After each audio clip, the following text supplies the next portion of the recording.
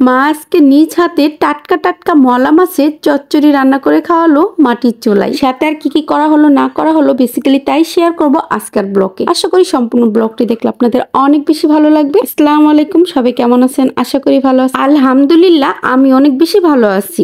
আর আজকের ব্লগটাও কিন্তু আমি সকাল সকাল শুরু করছি। গ্রামের সুন্দর সবুজ মনোরম পরিবেশ দিয়েই শুরু করছি আজকের এই সুন্দর ব্লগটি। সকালবেলা ঘুম থেকে উঠেই দেখি আব্বু সকাল সকাল মাছ মারতেছে, মানে পানি সেচে দেন মাছ মারতেছে। আর ওই তো দেখেন একটু জুম করে দেখালাম, ওই পাশেও কিন্তু মারতেছে, মানে এখন মাছ মারের সিজন, মানে যেটাতে ধান লাগানো যাবে তো সেটাই আর কি সেচে দেন। এই তো মাছ মেরে নিচ্ছে, পরে ধান লাগিয়ে নিবে। আমাদের এটাতেও কিন্তু ধান লাগাবে। তারপরেও কিন্তু এই ছোট্ট একটা জায়গা তো অনেকগুলো ধান হয়। আর এই তো আব্বু কিন্তু শামুক বাঁচতেছে, আবার এগুলো মাছ মনে করেন না, হাঁসের জন্য ছোট্ট ছোট্ট শামুক গুলো বাঁচতেছে, তো এগুলো বেছে বেছে রাখতেছে আর সাথে কিন্তু মাছও মারতেছে। আর এই ভিতরে তো দেখেন কতগুলো ধারকুনা মাছ। আমাদের যেহেতু কয়েকটা হাঁস আছে এর জন্য কিন্তু শামুক গুলো বাঁচতেছে। আর এই তো দেখেন এখানে কতগুলো মাছ লাফালাফি করতেছে, কতগুলো ধারকিনা আর ছোট ছোট পুঁটি মাছ। ধারকিনা মাছকে আপনাদের এলাকায় কি নামে বলে অবশ্যই কিন্তু কমেন্টসে জানাবেন।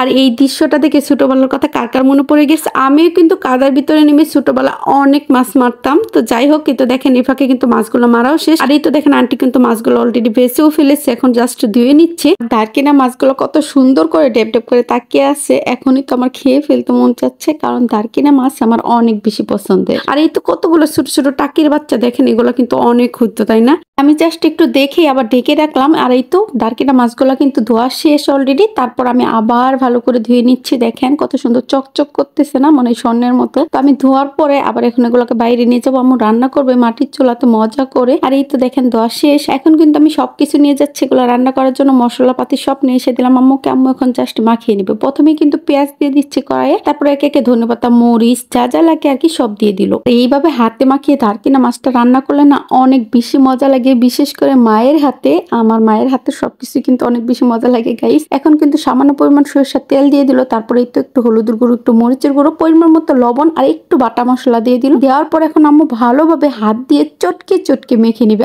আর দারকিনা মাছ বা ছোট মাছ এইভাবে চটকে চটকে মাখিয়ে রান্না করলে এই যে মজা লাগে কি বলবো। আর সেটা যদি হয় মাটির চুলায় তাহলে তো কোনো কথাই নেই। অনেক দিন পরে মাটির চুলায় এইভাবে আম্মু রান্না করে। বেশি মাটির চুলায় রান্না করা হয় না, বেশিরভাগ গ্যাসেই রান্না করা হয়। আর দারকিনা মাছটা গ্যাসেই রান্না করা হয়। তো অনেকদিন পরেই মানে এইভাবে আম্মু মাটির চুলায় দারকিনা মাছ রান্না করতেছে। তো জাস্ট আমি আপনাদের সাথে তাই শেয়ার করলাম। আম্মু সুন্দর করে মাখার পরে কিন্তু পরিমাণ মতো পানি দিয়ে দিল, মানে পানির পরিমাণটা কমিয়ে দিল যেহেতু চচ্চড়ি হবে। আর এই তো উপর দিয়ে কয়েকটা ধনেপাতাও দিয়ে দিল। এখন জাস্ট হওয়ার পালা। এই তো দেখেন প্রায় কিন্তু দারকিনা মাছটা হয়েও গেছে, আর একটু জাল দিবে জাস্ট, মানে একদম পোড়া পোড়া করবে যাকে বলে চচ্চড়ি, তো ওইটাই করা হবে। এই তো দেখেন কত সুন্দর পোড়া গেছে। এটার যে ফ্লেভারটা কি সুন্দর আসে কি বলবো, যারা যারা এইভাবে চচ্চড়ি খান তারাই জানেন। আর এই তো রাতের জন্য আন্টি সবজি কেটে নিচ্ছে।